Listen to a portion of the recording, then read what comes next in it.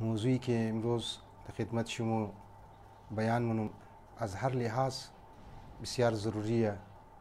او درباره گناهشناسیه و آثار منفی هم از لحاظ فردی هم از لحاظ اجتماعی است. اگر گناهشناسی و آثارشی به طور صحیح تفهیم شونه، به طور صحیح فهمیده شونه، ترک گناه آسان مشنه. عزیزان من، جوانهای عزیز، باید حقیقت گناه را ما شما بفهمی، باید پستی گناه را باید بفهمی، باید پلیدی گناه را باید دشی برسی. شما توقین عزیزان من، اگر اهل بیت علیهم السلام گناه نمکدن، به خاطر چی اونها معصوم بودن؟ مسائل علمی، مسائل کلامی اونها در جای خو، لیکن یکی از وجوهات و اسباب شی و ریزن که اهل بیت حتی گناه در ذهن شی خطور نمکد، به خاطر ازی بود که اونها حقیقت گناه را خبر بودن، اونها پلیدی گناه را خبر بودن، اونها همو زیشتی گناه را کست خبر بودن. لذا مو در چند مرحله میخواهیم در سلسله امزی گناه شناسی مطالب مختصر عرض کنم. امروز معاشره ازمو، امروز دنیا اگر واقعا حقیقت گناه را بشناسه، مانند ازی که یک زهر را انسان پیاله زهر را خبر باشه که من یک پیاله زهر است، او را هیچ وقت نمخوره.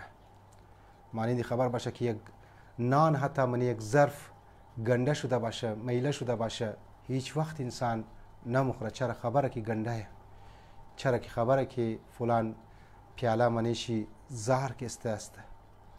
گناه ما میترست. عزیزان من، مو شما دهی ماه مبارک رمضان که در دعای شعبانیه که امام علی علیه السلام پرسان کد از رسول خدا که بهترین عمل در ماه مبارک رمضان چیه؟ گفت ترک گناه است. انسان معصیت انجام نده، انسان نافرمانی پروردگار عالم را نکنه. عزیزان من، سروران عزیز، این یک مرحله که درباره گناه شناسی ما گفتم. تعریف گناه چیه؟ واقعا گناه چیه؟ تعریف چی؟ کم و بیش مو شما خبر است که گناه یعنی چی؟ گناه یعنی که او کاری را که خدا گفته انجام ندی باید انجام ندی. لیکن در اصطلاح علمی موگه گناه عملی است که با اراده و خواست پروردگار عالم در تضاد است، در تکراو است. خداوند متعال اراده کرده که بعضی از کارها را ما انجام ندی، لیکن وقتی انسان کد عمل خو بعضی از کارها را انجام میده، بعضی از گناهها را نعوذ بالله انجام میده، معنیش اینه که در مقابل اراده الهی قرار میگیریم، در مقابل خواست پروردگار عالم کست قرار میگیریم، در مقابل رضایت پروردگار عالم قرار میگیریم. یک تکراو کست مایا.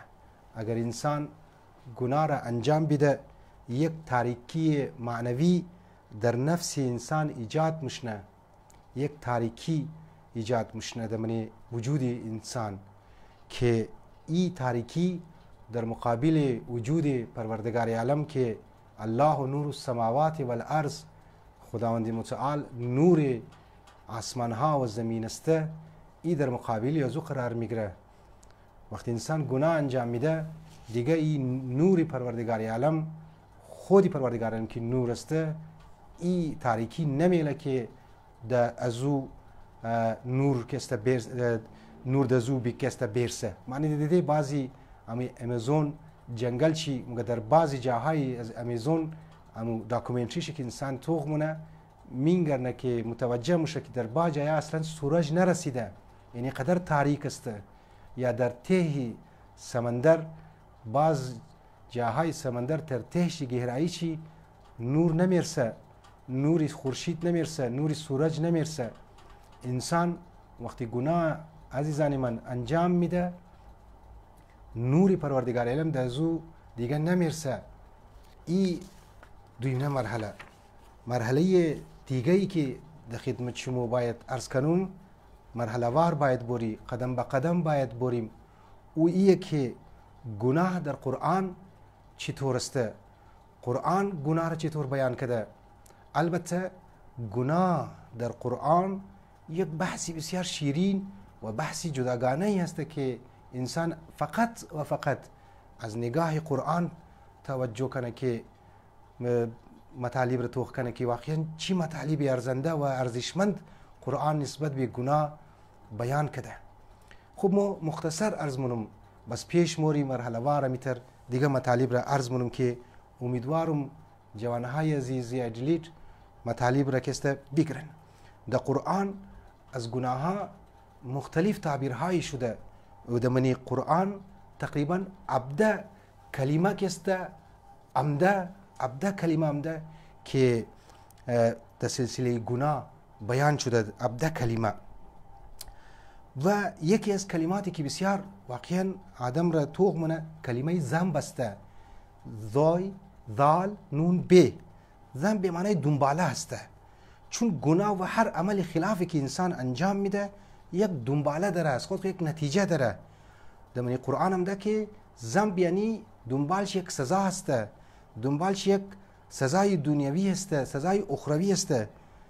و این کلمه ذنب تقریبا 35 مرتبه در من قرآن بیان شده که خود یمی کلمه ذنب را ما شما میتونیم در من قرآن در سلسله دروسی که انسان تفسیر قرآن را طرفش متوجه شونه اینجی بسیار بحثهای شیرینی است. یک کلمه دیگه معصیت است. کلمه معصیت یک کلمه عربیه که این اصطلاح و این کلمه تقریبا 33 مرتبه هم ده. کلمه ذنب 35 مرتبه هم ده، کلمه معصیت 33 مرتبه هم ده. معصیت یعنی سرپیچی و خروج از فرمان خدا و بیانگر ازی است که انسان از مرز بندگی خدا بیرون موره، از مرز بارڈر پروردگار عالم کی بندگی است و ما خلقت الجن والانس الا لیعبدون، اونزو خارج میشه. برحال مو شما هدف زندگی از مو شما بندگیه، یعنی در مقابل هیومنیزم، در مقابل سیکولاریزم، در مقابل دیگه ایزم ها که انسان مداری را میره، مو میگه نه، مو بندگی پروردگار عالم را میری، عبد پروردگار عالم باید جور شونیم. و اهل بیت علیهم السلام مو شما را که در روایات را که بیان منه و درس میده و هدایت منه مو شما را برای هدایت از مو شما میده، یک چیز است زنی من، مو بنده خدا شونیم، مو عبد پروردگار عالم جور شونیم صحیح معنی.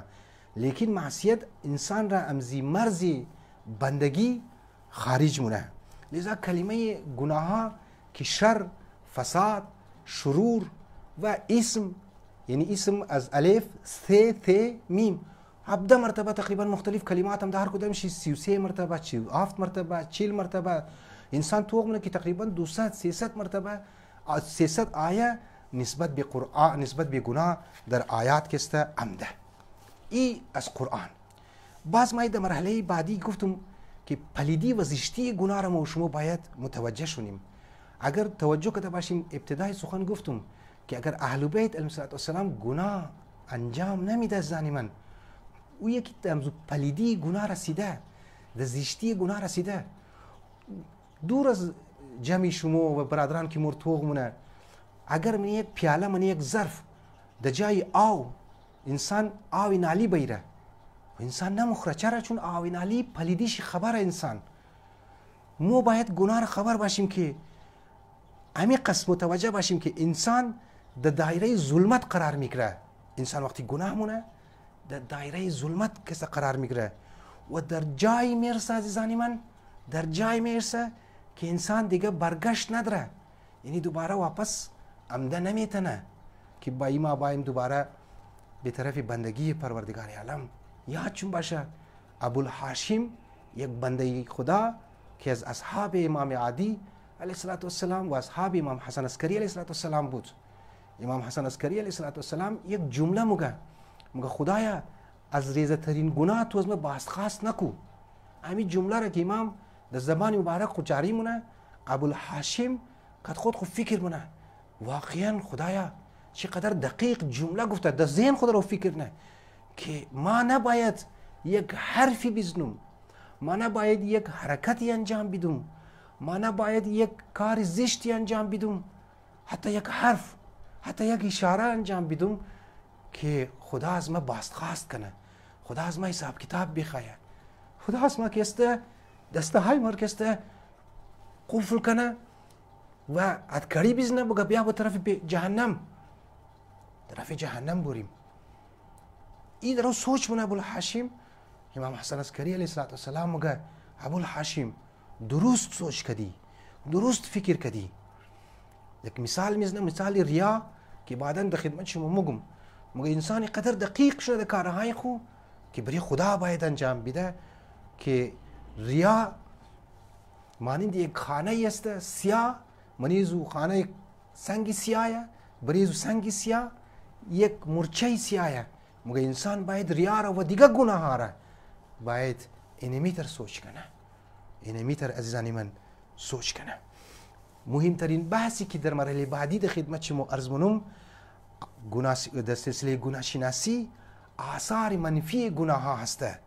گفتم چی از آثار اجتماعی شما بحث کنی آینده انشالله در مجالس های دیگه، چی آثار فردی شی، چی آثار معنوی شی. ما فقط امروز نمونه از بعضی از گناه ها رو در خدمت شما بیان منم و برای هر کدام شی اگر زندگی بود علیده جداگانه بحث منیم که اسلام وقتی ما میگه که گناه شما انجام ندین، اینی از خود خو اثرات داره، هم اثرات دنیوی داره هم اثرات معنوی داره. در منی کتاب معانی الاخبار در حدیثی از امام سجاد علیه السلام نقل شده و گناه ها را چند دسته تقسیم کرده از لحاظ آثار چی. شما توقین آثار چی بسیار بحثی مهم است. اگر ما نتایج گناه را خبر باشم از تستی طرف گناه شناسی مرم و گناه را انجام نمیدم. امام سجاد علیه السلام این بزرگوار مگه یکی از گناه ها ایه که نعمت ها را از انسان میگره. بعضی از گناه ها نعمت هایی که پروردگار عالم داده او را از گیر انسان میگره. دیدی بعضی از افرادها اوایل زندگیش ریسک روزیش بسیار خوب است، لیکن مرحله وار که زندگی خود تدریجا که تیمونه میگرنی که امون نعمت ها امون ریسک روزیش تنگ میشه، پریشانی ها در بر میگره. لذا مگه کدام گناه ها؟ مگه یکی از گناه هایی که نعمت ها را میگره او زورگوییه. یکی از گناه هایی که نعمت های الهی را میگره تگر که امر بالمعروف و نهی عن المنکر است. و شما چقدر در سلسله امزی مسائل امر بالمعروف و ترک نهی عن المنکر، یعنی نهی عن المنکر که است مو اقدامات که است بال کردیم و مو مطالب که است یا یک برنامه های عملی که است کردیم نکردیم عزیزانی من. لذا گناه هایی که نعمت را از بین مبره انسان از گیرش میگره زورگویی و ترک امر بالمعروف و آخرش کفران نعمته. در منی استرالیا انسان میگرنه اسراف بسیار زیاد است. دو امام سجاد علیه السلام میگه آثاری که انسان گناهایی که یک اثری بسیار خطرناک داره و موجب میشنه انسان پشیمان شونه، یعنی پشیمانی در بر میگره انسان را، او قتل نفس است. انسان در قار مایه گو کس را مکشه. او جلادها و ظالمها و حجاج بن یوسف ها رو کار نداریم، اونها دلش سیاه شده بود. یک انسانی که در غصه مایه گو کس را بزنه بکشه او نصیب شی پشیمانیه. ترک صله رحم، انسانی که کد رشته دارهای خو، کد خوار خو، کد برار خو ترک صله کنه. پناه بزاد خدا انسان ترک صله خو یک لبیل، قطع رحم که یک لبیل. انسان از خاطر میراث، از خاطر جایداد، از خاطر بعضی از دیگه کارهای خو کد برار خو جنگ کنه، کد والدین خو جنگ کنه و دوری اختیار کنه. یک نفر بود تقریبا حدود 15 سال پیش بود خیال من که مو یک 20 سال پیش بود بخشی که ما قوم نمده بودم دلم دار رود بود فوت مونه بیچاره هارت اتاک میشه گیس میگیره هارت اتاک میشنه. وقتی که بیرارشی که چی در جنازهش مورد زیاد گریه مونه یک بیرارشی پرسان مونه که تو چرا کسی گریه مونی در زیاد دیگه بیرارم گریه مونه، مرد نباید زیاد گریه کنه. مگه ما از دو جهت زیاد گریه مونم، یکی که بیرار ما خوب فوت کده دیگه خون مایه، لیکن از این قدرم زیادتر که دل ما درد مونه و ایه که عزیزانی من 20 سال ما که بیرار خو گپ نزدم، یعنی یک پشیمانی. من یک دسترخوان ما نشستم، از یک دیگه خو احوال نگرفتیم، در یک خانه بودیم. اگر او در خانه بود ما نبودم، اگر ما بودم او نبود. و امروز ما دیدم یک جوان، برار جوان ما رفت، عالی ما متوجه شدم که کمر از ما شکست. لذا انسان ترک صله رحم کنه موجب پشیمانی میشه. انسان اگر نماز را ترک کنه موجب پشیمانی میشه که اینا هر کدام چلایده بحثه. انسان اگر زکات نده، امام سجاد علیه السلام میگه که ترک موجب پشیمانی میشه. ایدو سه گناهایی که اثر داره، نتیجهش که امام میخواد بیان کنه، گناهایی که موجب نزول عذاب خدا میشنه. پناه به ذات خدا. عذاب خدا نه فقط در دنیا، عذاب خدا عزیزان من در رمزی دنیا. و او یک انسان دیگر مسخره کنه، تمسخر کنه، انسان مذاق دیگر کنه. بعض اوقات تمسخر برای لباسی کو کس خنده کنه، برای اموزو چهرهش که بعضیا بدنمونه خنده کنه، بعضیا برای بعضی از حرکات بعضیا مورد تمسخر قرار بده، عذاب پروردگار عالم نازل میشنه. و گناهایی که امام سجاد علیه السلام میگه آبروی انسان را مبره، و که یک شراب خوری. اونهایی که شراب مخوره برای همیشه اونها رو کار نداریم. اونهایی که مذهبیان، یک وقتی شیطان وسوسه مونه مور شراب مخوره، خدا نخواسته در استرالیا، یورپ و غیره، ای آبروی انسان که است از بین موره. واقعا نمیترسته. اونهایی که شراب مخوره آبرو نداره من یک اجتماع، من یک سوسایتی. قماربازی هم امام سجاد علیه السلام میگه آبروی انسان را که است مبره. کارهای عملی لغو بیهوده، انسان لغو بیهوده کارها انجام بده، آبروی انسان موره، عزت نداره. انسان تمام روز خاو کنه، انسان تمام روز فیلم توخ کنه، یک سستی، یک تنبلی در وجود چی باید در منیش دربار بگیره شیره دیگه، او آبرو نداره منی خانه منی دوستا. و عیبجویی از دیگران. بعضی از افرادها را انسان منی سوسایتی میگرنه، از دیگران خالی عیب میگره. اینا هم منی سوسایتی آبرو نداره. بعضی امام سجاد علیه السلام که گناهایی که بلا نازل مونه یک سوسایتی، و او که انسان مظلوم را یاری نکنه. شما چقدر مظلوم را یاری کردیم؟ چقدر واقعا؟ چقدر؟ انسان دل انسان درد مونه، درد داره. اگر مجبوری نمو بود سخنرانی که چیمو ما نمو امو اظهار درد خورا اگر من زبان خون کردم، شما خواهید میگفتین که آقا صاحب شاید دیونه شده، این چی نه سخنرانی در اوکستمونه. لیکن بعض اوقات درد انسان در زبان انسان ما عزیزانی من. بهرحال این